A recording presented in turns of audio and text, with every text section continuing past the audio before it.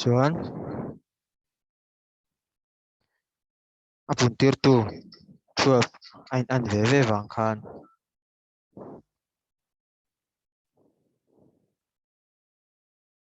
puntir ker kha ngai lo ta a puntir tu an kha chuan mo 54 chuan share of a share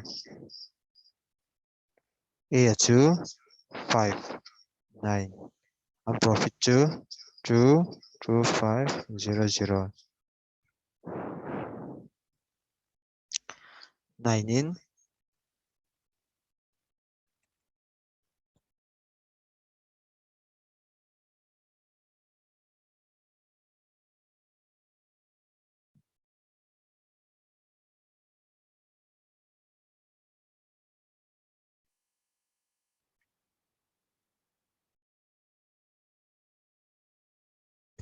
hei lo chuak ta ni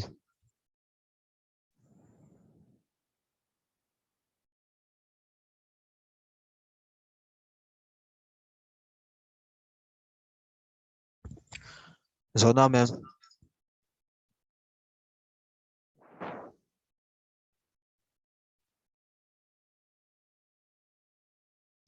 chuan 3% polo ni se a chodan ai nang vek ta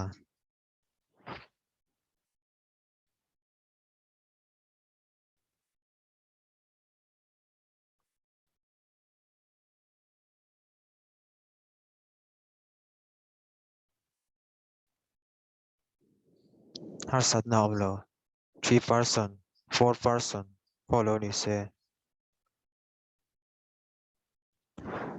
hei hi a b c 4500 700 9 chuan to start a business at the end of 2 years they earn profit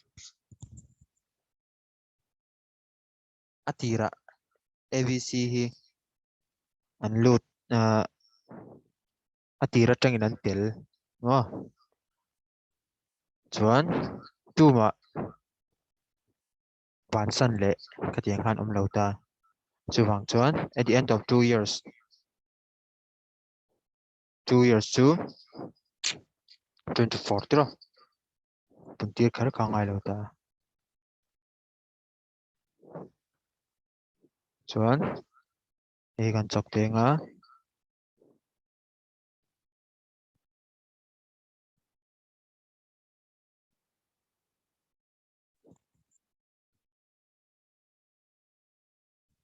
e lo chok ta ni an ratio chu b share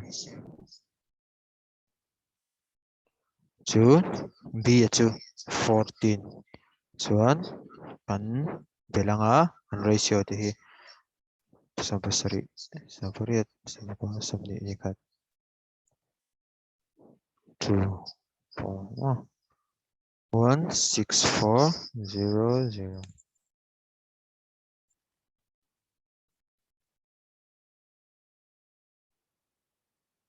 41 chuan 1642 amun ni amun amun liwa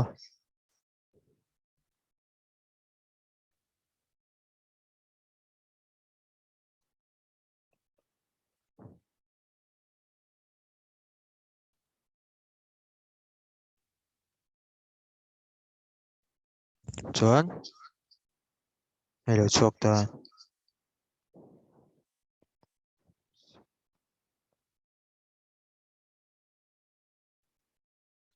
56000 hello chok ta ni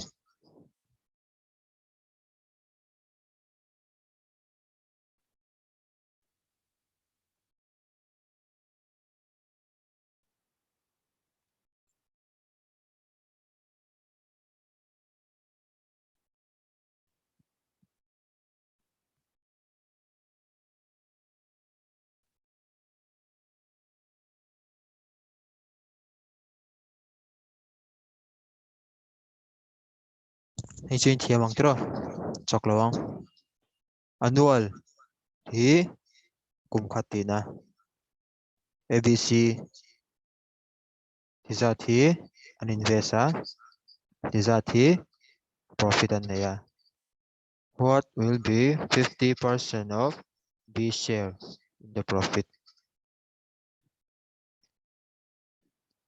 B share kan zong chuak anga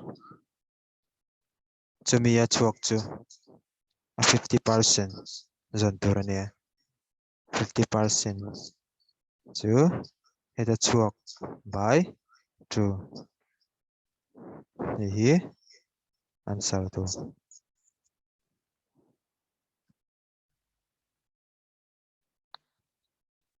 a chodan ka chu a mami ne ang reng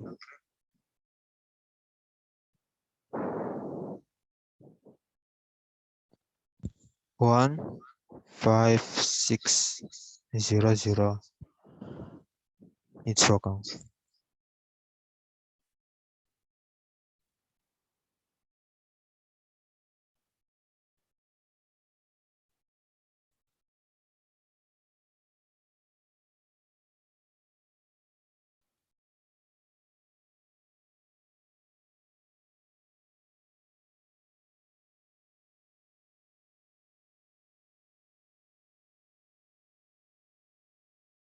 hey chok ve chin teo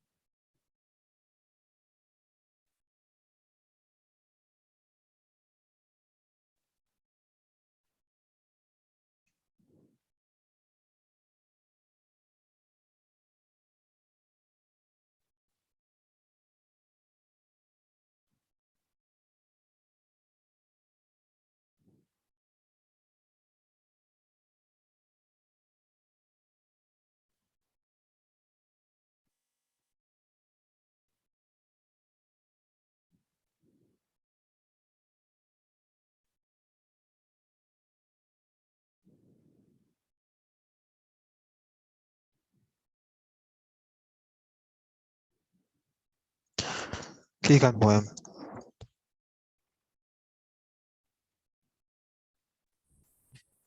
cái chuông con mùa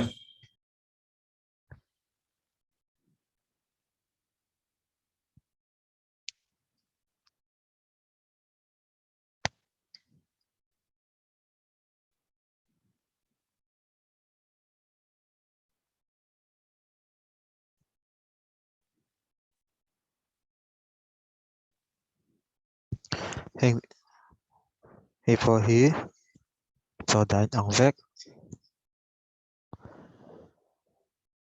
mà cần sợi này khăn vô và sẽ e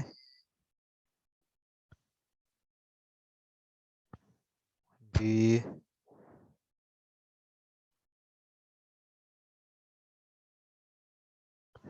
b chuan true true after 5 months thằng anh nuwa cho ron tel wangin sa sari ana bak o kum kling turin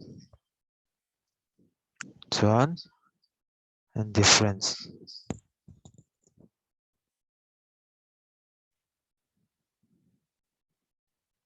tiang je chu an share ka ele b share fiat ve ve ngai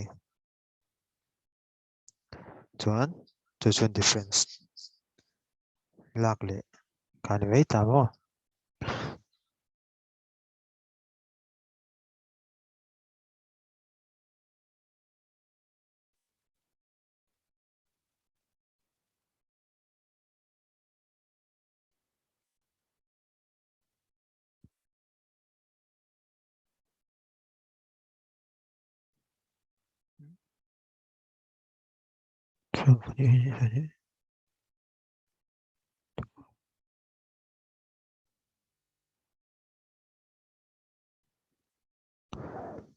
for true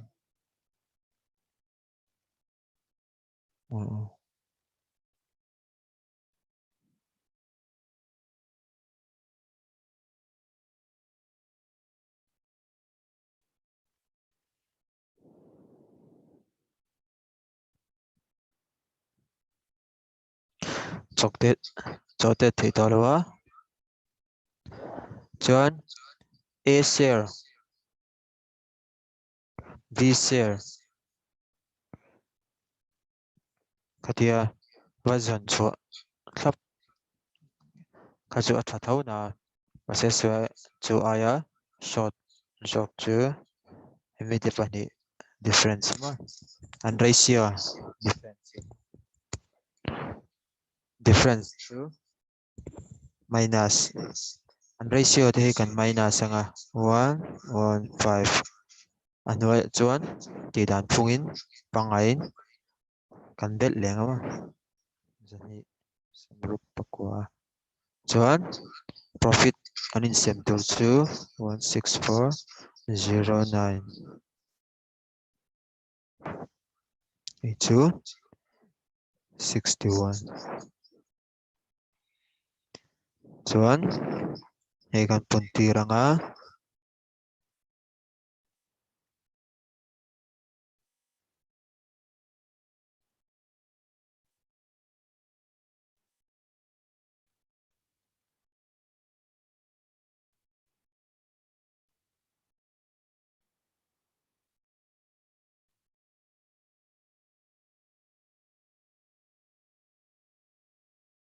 hei lo chok ta ni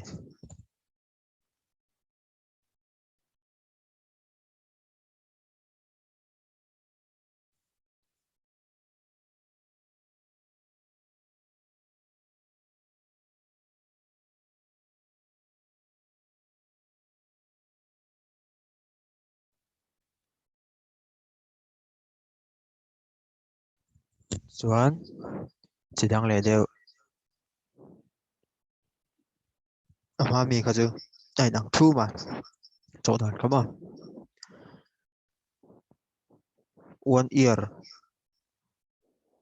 ni chuan 12 kan mai ta after 4 months na aron join na ka chenga ni kha chuan kumatlin lo na kamo 12 minus 4 kanda may don tani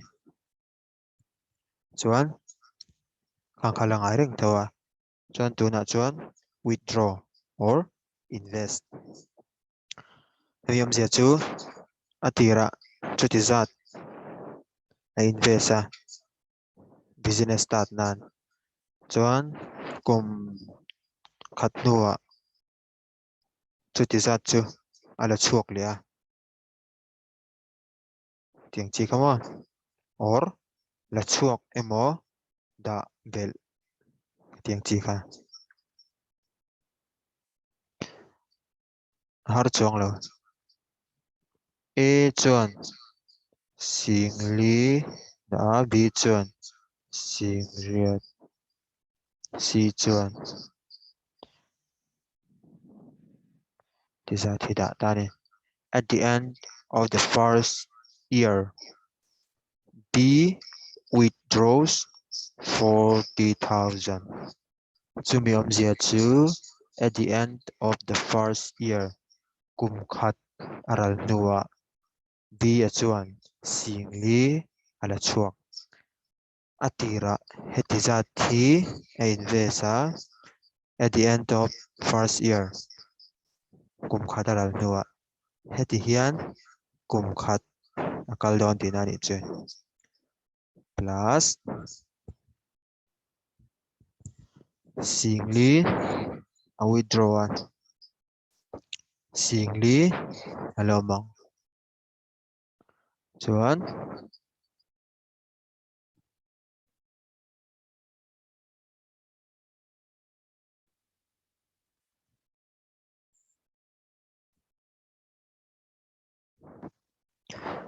abak zong ka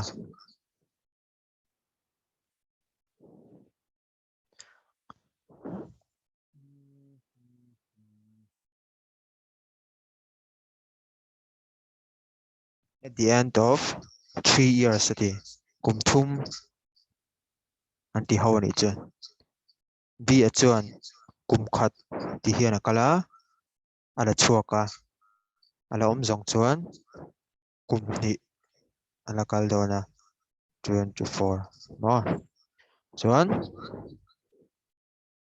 c chuan while at the end of second year c withdraw 80,000 kumni nuwa sian singria tala chuaka kumni chung chuan tiang hian local atira da zatin mo chuan singriat ala chuaka lom za chu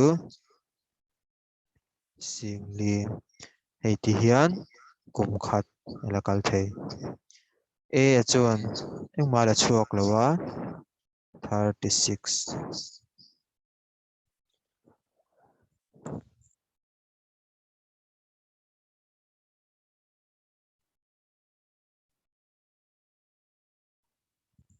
chuan ratio kan zong bial pali kat theya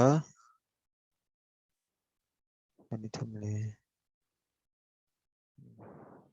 chuan 4 into 36 8 into 12 plus 4 into 24 12 24 plus 4 12 chuan 1 4 4 96 96 2 8 8 plus 48 1 4 4 1 9 2 3 3 6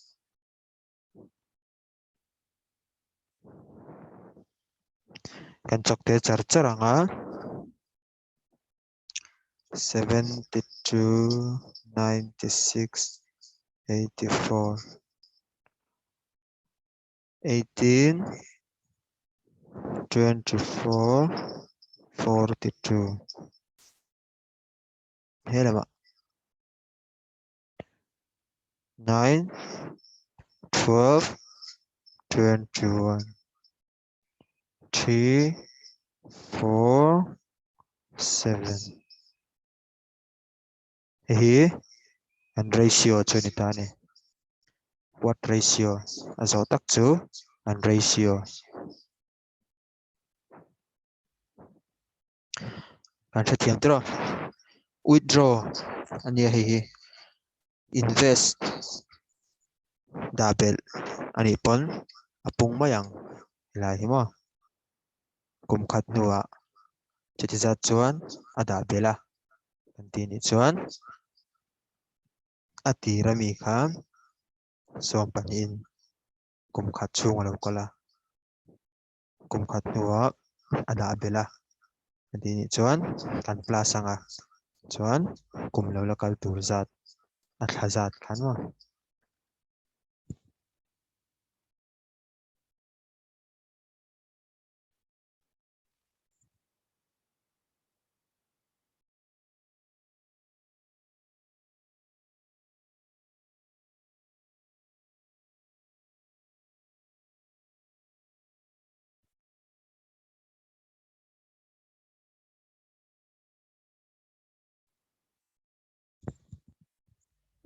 Probability kan kayang PDF karanda katami ka inlaw tsaka mo so probability sisu kan zero tak tonga coins hi based on coins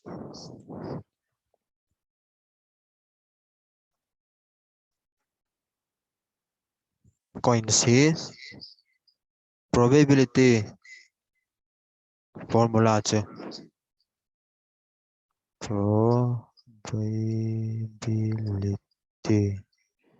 sum of observations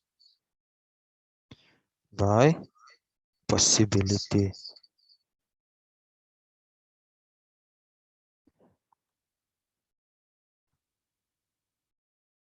Chuan coins chuan one coin kan toss chuan a possibility chu head le tail chumi je chu possibility pani two coin chuan head le head a chuak thea head le tail tail le head tail tail pali three coin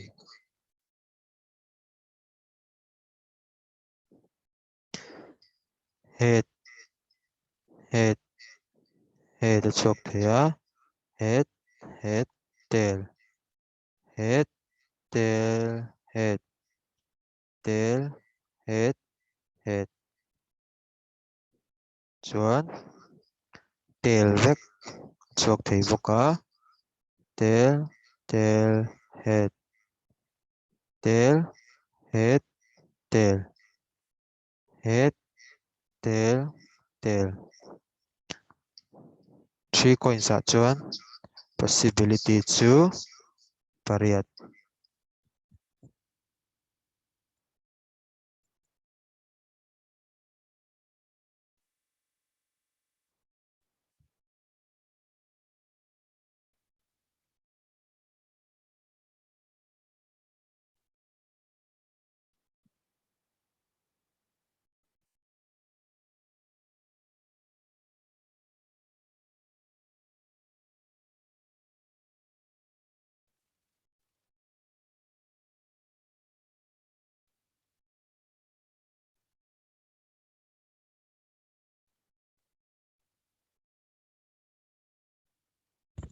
zona mem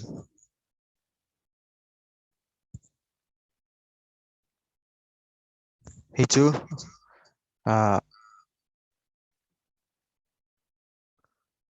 formula về được mà a possibility zat ka 2 coins sa 1 coin sa 3 coins sa 4 coins 5 coins 4 coins sa chuan possibility chu 16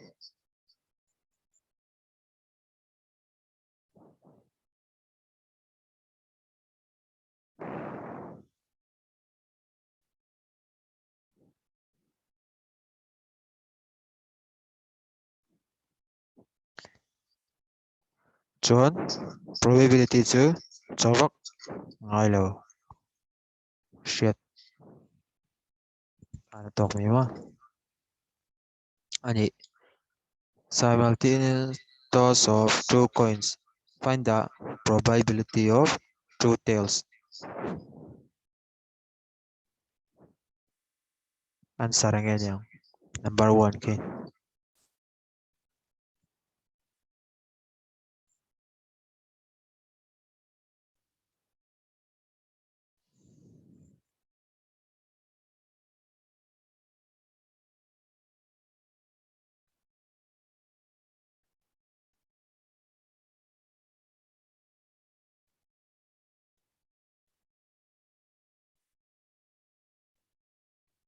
2 coin atau sa tail pani om thei na chance chu anoya hi chuan a possibility kha om nge ngai don ta 2 coins a chuan 4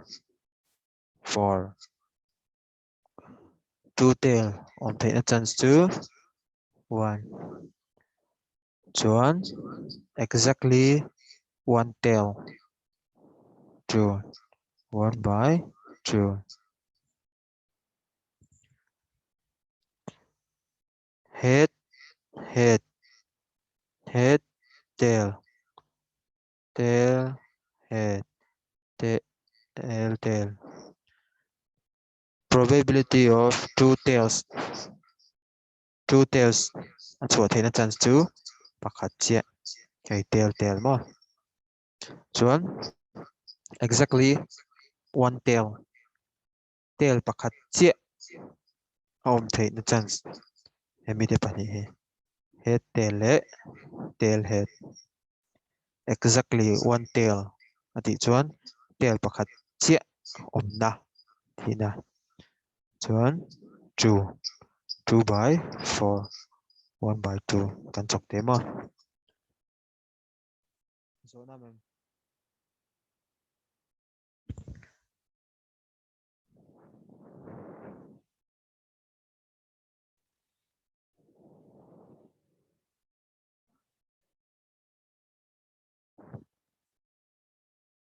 in mu thei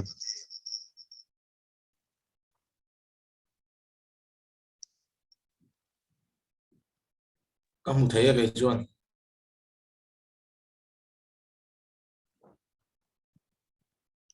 kin chang teu le cho ngai lo answer cho na hian enge cho kang number 3 na hian 1 by 4 no anh em sao no tail 1 by 4 tro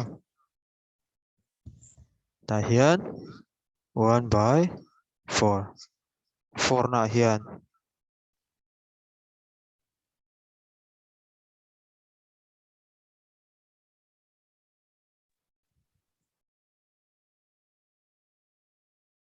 1 by 8 anh em. 1 by 8 3 coins ani ve da thunga 3 coins a chuan possibility to 8 all are head 1 by 8 5 na chuan exactly 2 head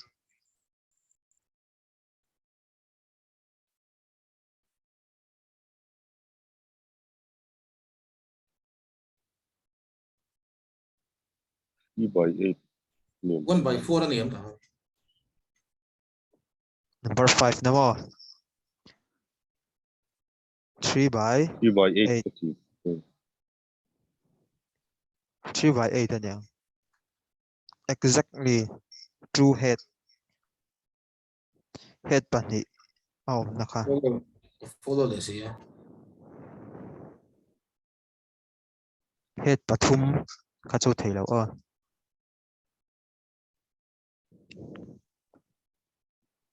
Number 6 na. At least 2 head.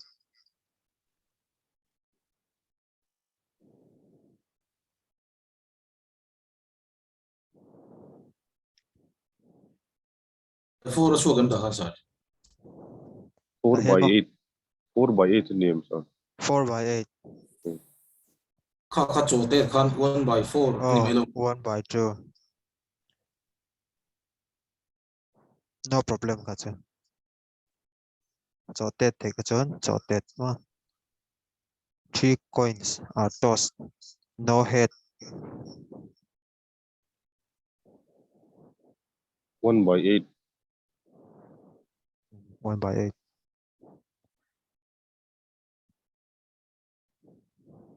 Midang kai in follow them. Rem remite.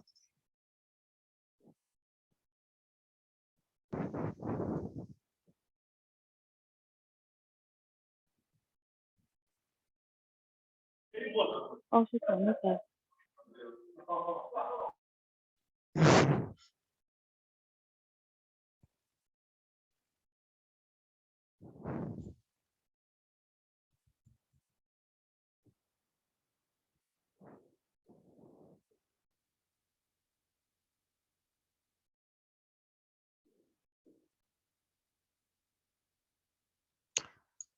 Oh. Dice. Ni ve thung. Dice kan sietro. Chuan. Dice chuan.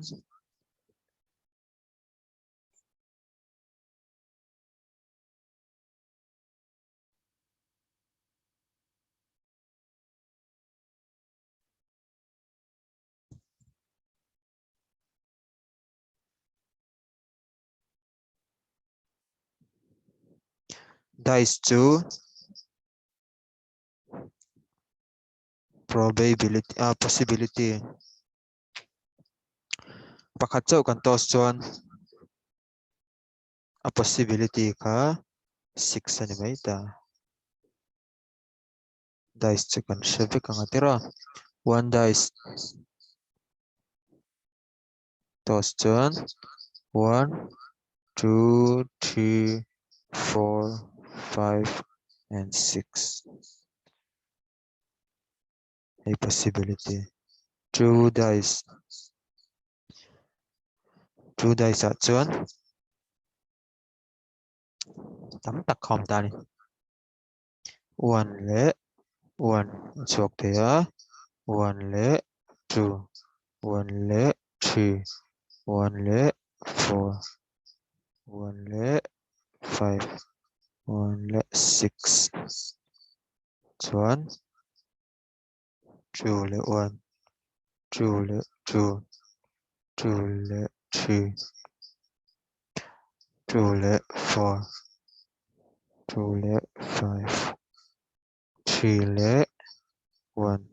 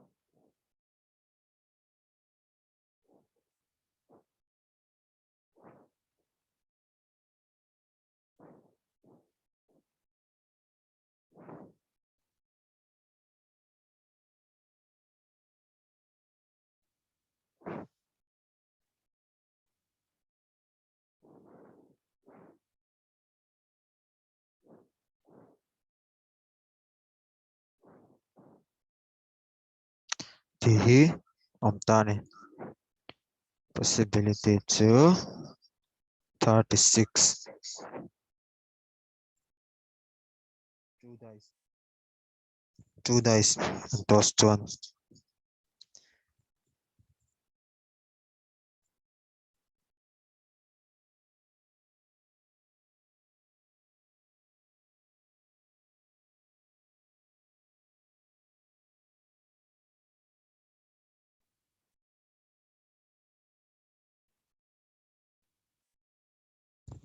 Kan siak sawe.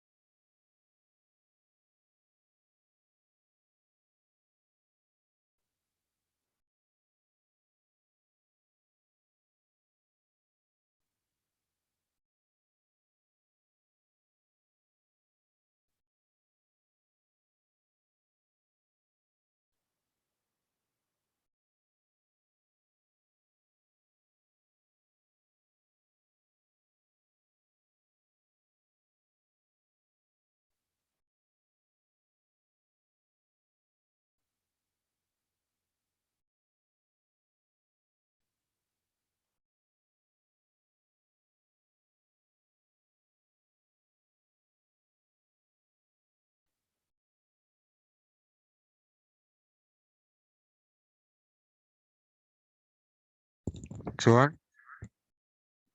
Number 1 hi ngei niang le. Probability. Possibility to 2 dice and chho 36. Getting total of 3 or 5.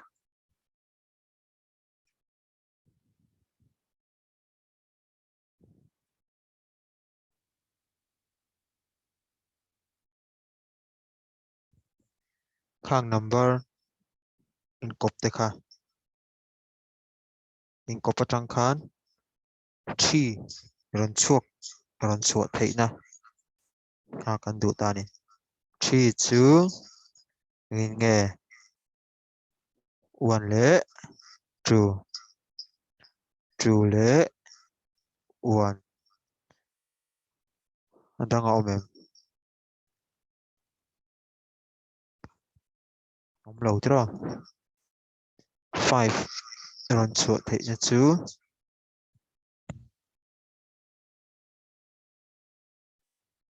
1 le 4. 4 le 1. 2 le 3. 3 le 2. Dang a omem.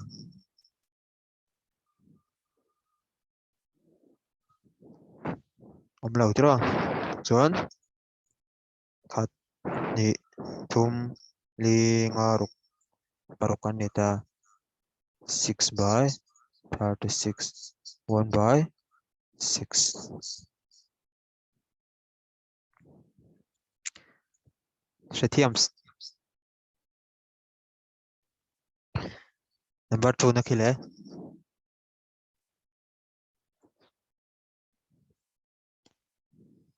Twelve chho thei na. Possibility si ai nang vek ang. 36. Chunga khen ngei omang.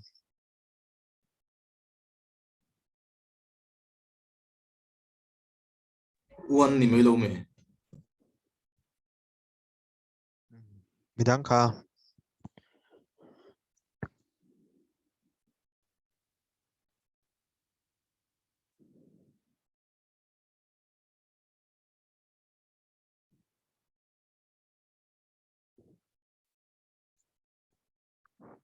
Twelve chho thei na chu 6 le 6. Ba ka om lo ni. Pakhat chau. Tra. Total of 11.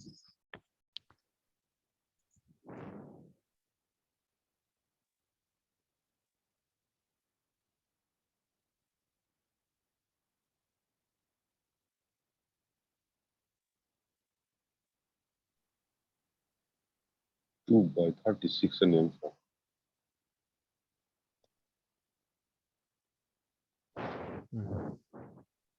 2 by 36. 36. 1 by 18. Thế rồi. Chọc tên rồi. 2 by 36. 1 by 18. 11. Cho thấy nó chữ nghe. 5 lệ 6. 6 lệ 5. 5 lệ 6. 6 lệ 5.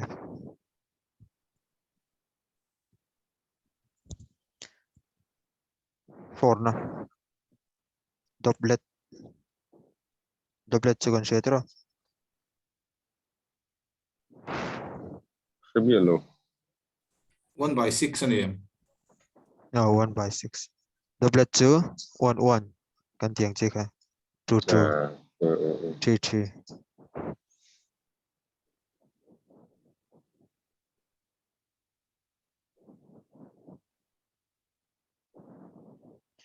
Doublet chứ 1 1. 2 2. 3 3. 4 4. 5 5. 6 6.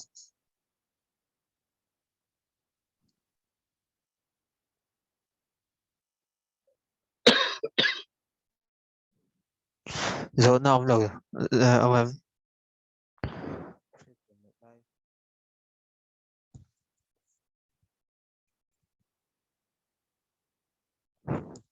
Next sao? Next akan kalmain. Kaya kan ziak lelo kang. Next chuan. Kat.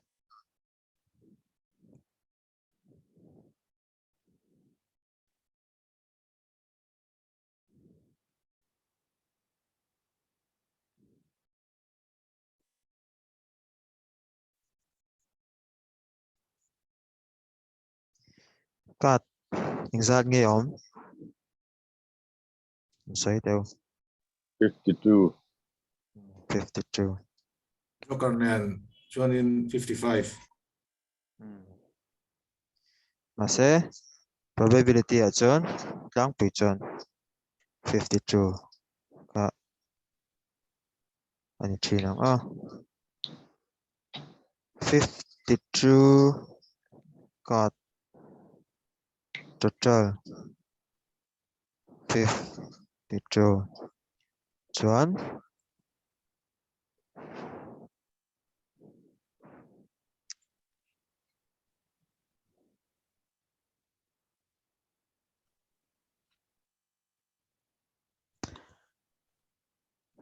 anh tiếng nghe khá. Sub chungin diamond heart Heart. club Club. spade. Spade. Thế rồi. Diamond kan thì khá Mizoram chungin anh nghe khá. Zoom. Zoom heart chứ. Toka. Toka club chứ. Trial. Trial spade thì Arc. chuan trial lệ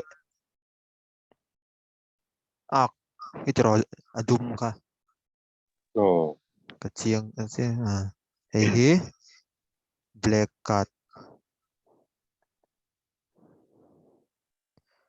rồi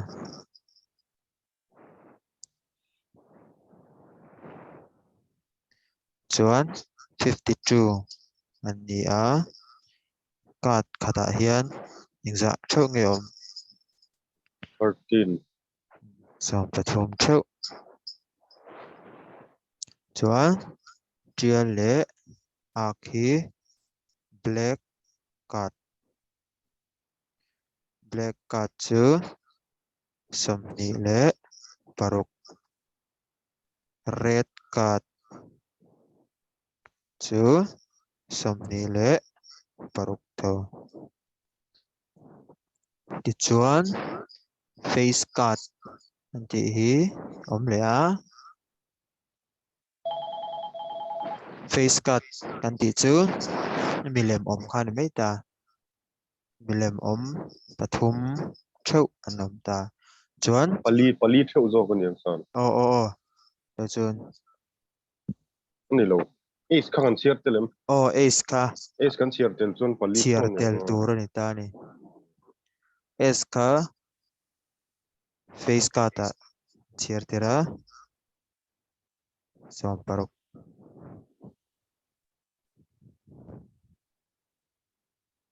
hi a formula ve probability ya chuan coins possibility 1 coin 2 coin dice 1 dice 2 dice possibility shetangaya kata chuan total red card zat ngiom black card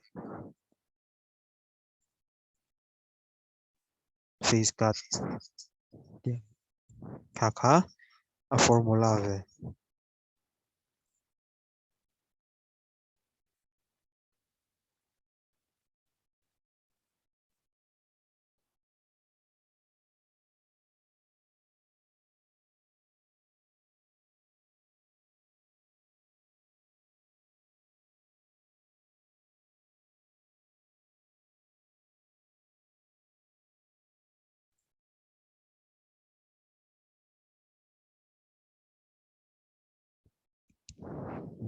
ziek zong tro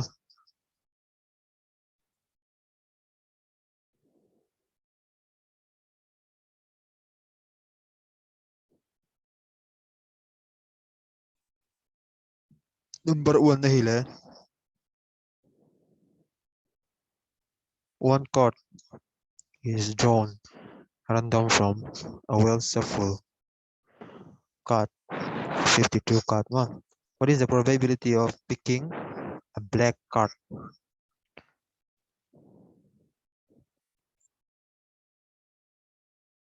One by two ni mấy em san kha. 1/2.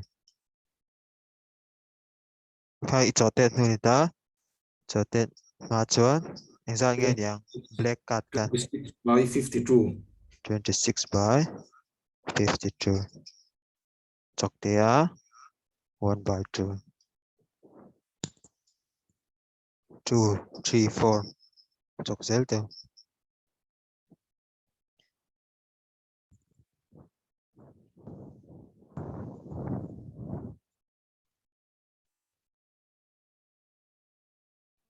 1/26 anh em thì khan.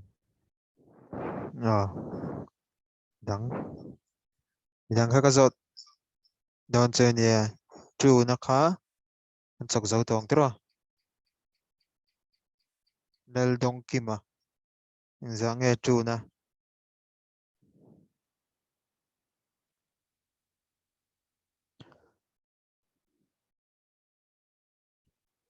ở chung à hian anh nghe omang 13. 13 mà Oh.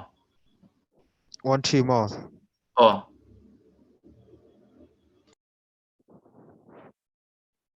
anh ấy midang về cả Aizawl hmiang moi number 2 na khian engei omang 13 omna hian engei da ve an ve ka chin ang vek do na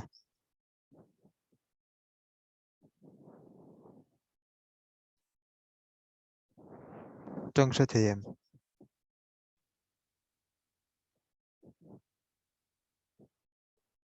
Aizawl hmiang moi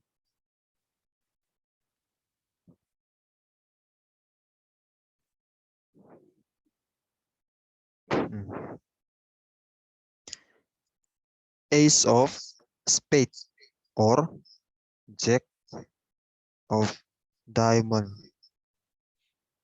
13 11 ace of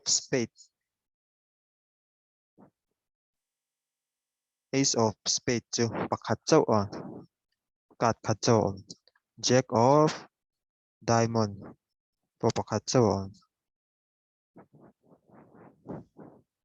Thì tiền này chọn probability to true. Nhà mình để bản ý mà. Chọn 1/26.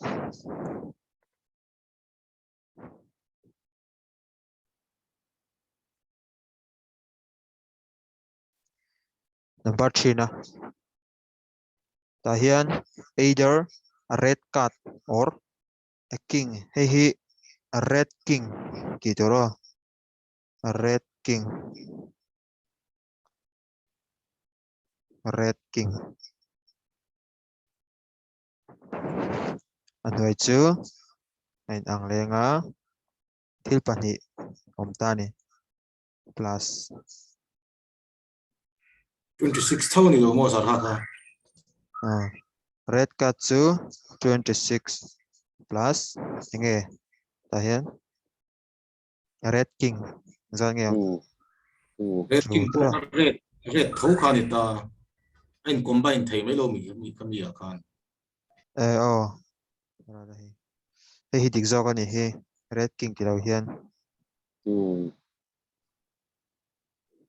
King ani chuan 4 ani le na yanga plus 4 King ani ka chuan in plus 2 King ani chuan plus plus 2 2. sorry Achan chu red card ta hian king atel to tero. Two king, two red king atel to. Chuan pani hi chu black king.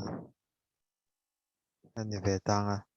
Chuan exam e chok ni rup ni sari ni riat. Nga ni 1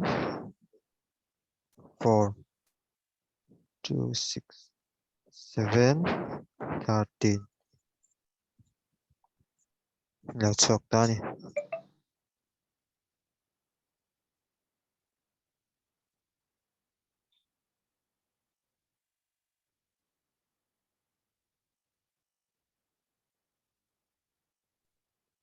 Chuan dot le hi pro picking and ace.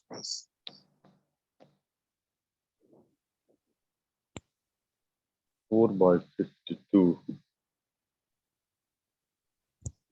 4 by 52. 4 by 52. Tero. 1 by tiết lệ thị 13.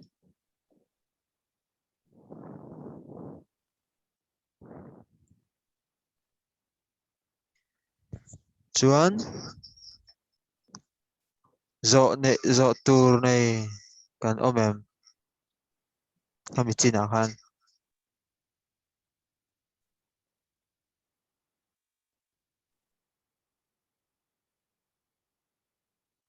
omlem lo tero. Omlem lo chuan next up.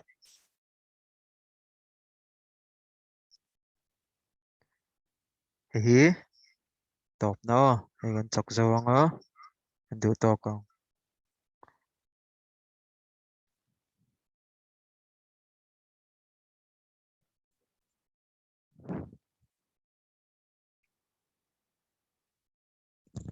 Picking a club. 13 by 52 What is the probability of picking a red queen? 4 by 52 ni le nga sorry 2 by 52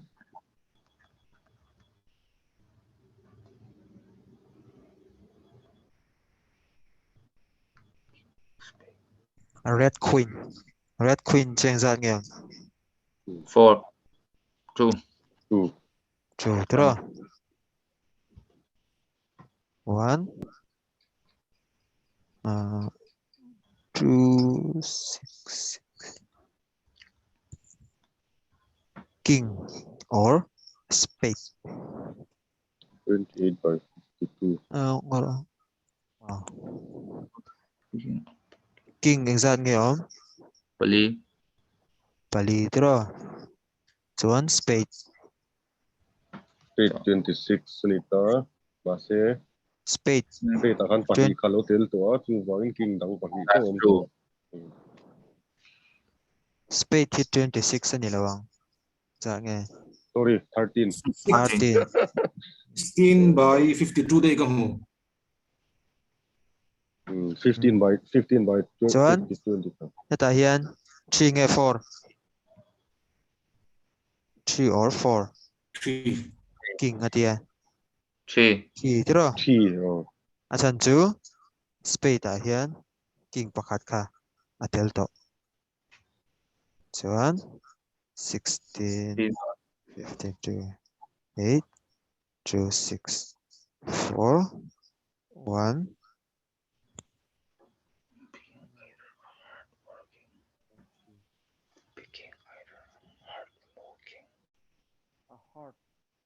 heart or a king A heart 13.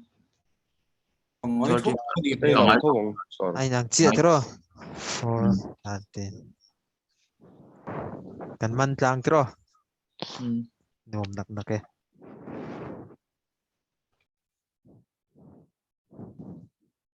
At kan deng hal mai do mun. kan nei reng adia gạt khel thang đâu chu thiệt thế mày chang giả rất mấy đó